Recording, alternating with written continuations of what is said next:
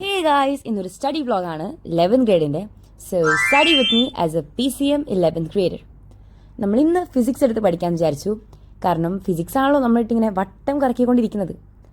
Physics എന്ന് പറയുമ്പോൾ ഇങ്ങനെയാണോ ഫിസിക്സ്, ഇതാണോ ഫിസിക്സ്, ഇതല്ല ഞാൻ കണ്ട ഫിസിക്സ് എന്നായിരുന്നു എൻ്റെ ഒരു റിയാക്ഷൻ 11th എത്തിയപ്പോൾ. 10th ഫിസിക്സൊക്കെ അപ്പോൾ എന്തായിരുന്നു, ഇത് ഏതാ വിഷയം, ഇങ്ങനെയായിരുന്നെങ്കിൽ ഞാൻ ഇങ്ങോട്ട് വരൂലായിരുന്നു. എടാ നമുക്കിന്ന് പോകണ്ടേ, ആ അവസ്ഥയായിരുന്നു എൻ്റെ ഫിസിക്സ് ക്ലാസ് മൊത്തം. പിന്നെ ഈ വെച്ച കാല് പിന്നോട്ടില്ല എന്നാണല്ലോ, അതുകൊണ്ട് പിന്നെ നമ്മളോട് പഠിക്കന്നെ, നമ്മളെ കൊണ്ട് പറ്റും, എന്നെ കൊണ്ട് അല്ലാണ്ട് വേറെ ആർക്കാ പറ്റ എന്നുള്ള സെൽഫ് മോട്ടിവേഷൻ്റെ പുറത്താണ് ഇത് പഠിക്കാതിരിക്കുന്നത് കേട്ടോ. പിന്നെ 10th പോലെ ഇങ്ങനെ ഉഴപ്പി നടക്കാനൊന്നും പറ്റില്ല, ഈ കുന്തം തലയിൽ കയറുന്ന പോലെ ഇല്ല. അപ്പോൾ കുറച്ചെങ്കിലൊക്കെ ഒരു എഫേർട്ട് ഇടണ്ടേ നമ്മൾ. പിന്നെ എൻ്റെ പ്രീവിയസ് വീഡിയോസിലൊക്കെ കുറേ പേരൊന്നുമില്ലെങ്കിലും കുറച്ച് പേരൊക്കെ ചോദിച്ചിരുന്നു എൻ്റെ അടുത്ത് ഞാൻ എന്താ ഇങ്ങനെ എഴുതണേന്ന്. ഞാൻ ശരിക്കും ഒരു ലെഫ്റ്റിയാണ്, പക്ഷെ എന്ന് വെച്ചാൽ എല്ലാ ലെഫ്റ്റിമാരും ഇങ്ങനെ അല്ലാട്ടോ എഴുതാ, അധികം ആൾക്കാരും സ്ട്രേറ്റ് വെച്ചിട്ട് തന്നെയാണ് എഴുതുക. പക്ഷെ ഞാൻ തല തിരിച്ചിട്ടാണ് എഴുതാറ്. ചിലപ്പോൾ ഞാൻ തല തിരിഞ്ഞിട്ടായോണ്ടായിരിക്കും.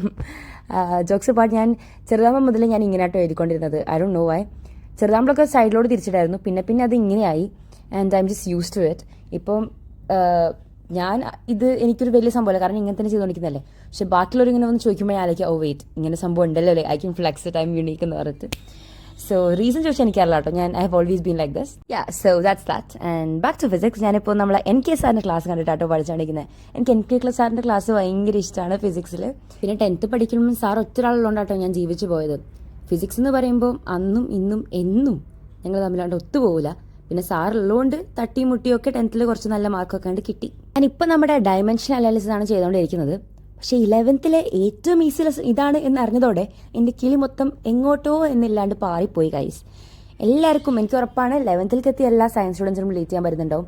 എന്താണ് ഇവിടെ നടക്കുന്നേ, എന്തുവാ ഇത് എന്നുള്ള മട്ടിലാണ് ഞാനിപ്പോൾ ഉള്ളത്.